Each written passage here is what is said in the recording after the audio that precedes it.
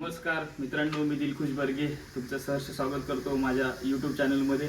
आणि मित्रांनो, तुम्ही बघत असाल या बॅकग्राऊंडवरून तुम्हाला समजत असेल की मी कुठे उभा आहे. मित्रांनो, मी जिथे उभा आहे ती माझ्या गावातील मराठी शाळा. आणि या शाळेत माझं 1ली ते 7वी पर्यंत शिक्षण इथेच झालं. तर मित्रांनो, तुम्हाला दाखवतो या शाळेबद्दल सर्व माहिती देतो.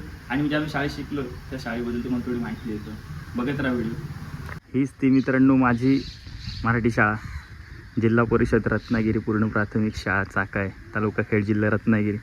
मित्रांनो, या शाळेत माझं बालपण गेलं आहे. मी 1ली ते 7वी पर्यंत इथं शिकलो या शाळेत. आणि या शाळेने मला खूप काही दिलेलं आहे. तर बघा मित्रांनो, प्रत्येक या शाळेच्या खांबावरती काही ना काहीतरी लिहिलेलं आहे बघा. हमारी शान हमारा संविधान, असं काही ना काहीतरी लिहिलेलं आहे. मित्रांनो, आता हे शाळा आता म्हणजे आता थोडक्यात म्हणायला बघायला गेलात तर डिजिटल झालेले आहेत, त्याच्यामुळे हे सगळं तुम्हाला बघायला मिळतं आहे. नाहीतर आमच्या वेळेला हे असे खांब आहेत ना, हे लाकडांचे होते पूर्ण, आणि आता वरती पत्रे आहेत. तेव्हा आमच्या वेळेला कवळं वगैरे होती आणि खाली असे लाद्या वगैरे काय नव्हत्या. तेव्हा आम्ही खाली जमिनीवरती बसायचो आणि या शाळेत शिकलेलो आहे. मित्रांनो, आता खूप काही बदल झाले आहे शाळेत, पण खूप मजा येते यार मराठी शाळेमध्येच.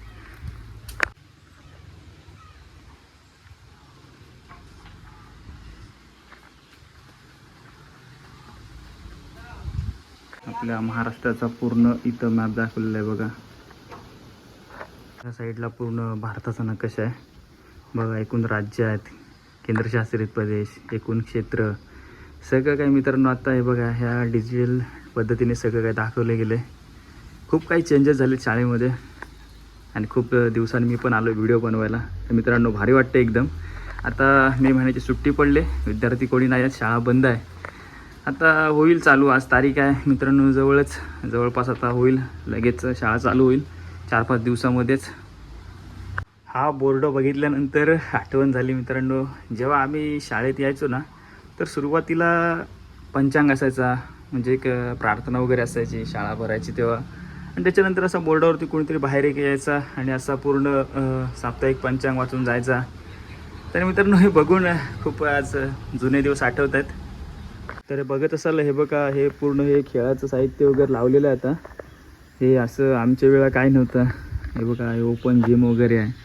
ह्या साईडला वगैरे असं पाण्याचं टाकी वगैरे आहे. इकडे जेवणासाठी हे केलेलं आहे.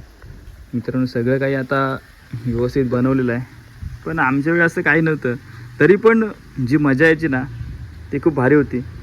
तर मित्रांनो, तुम्ही बघितलं असाल मी पूर्ण शाळेचं जेवढं दाखवता आलं आहे तेवढं दाखवता आलं.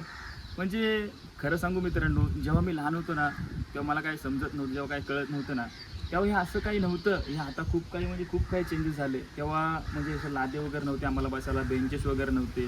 त्या शाळेत जेवण नव्हतं मिळत आम्हाला, त्या शाळेत तांदूळ मिळायचे.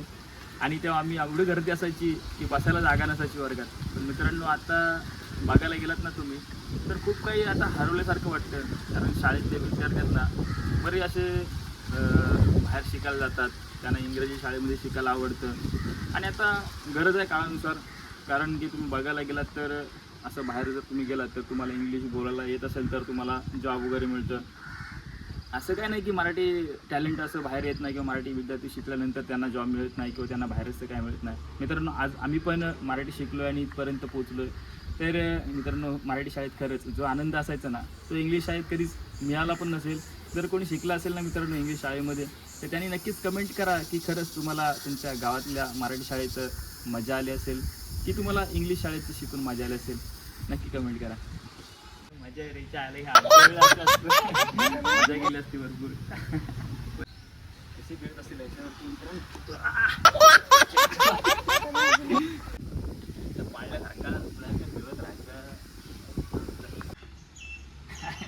भीती वाटते रे. आता मोठं झालं, लहान असताना आमच्या वेळी काही नव्हतं रे असं. लहान असतं तर खूप मजा आली असती, पण होतात ना नशिबाचे भाग असतात तर ते घेतो. त्यामुळे लहान असताना नाही भेटलं, पण आता मोठे झाले तर बघायला तरी मिळतं.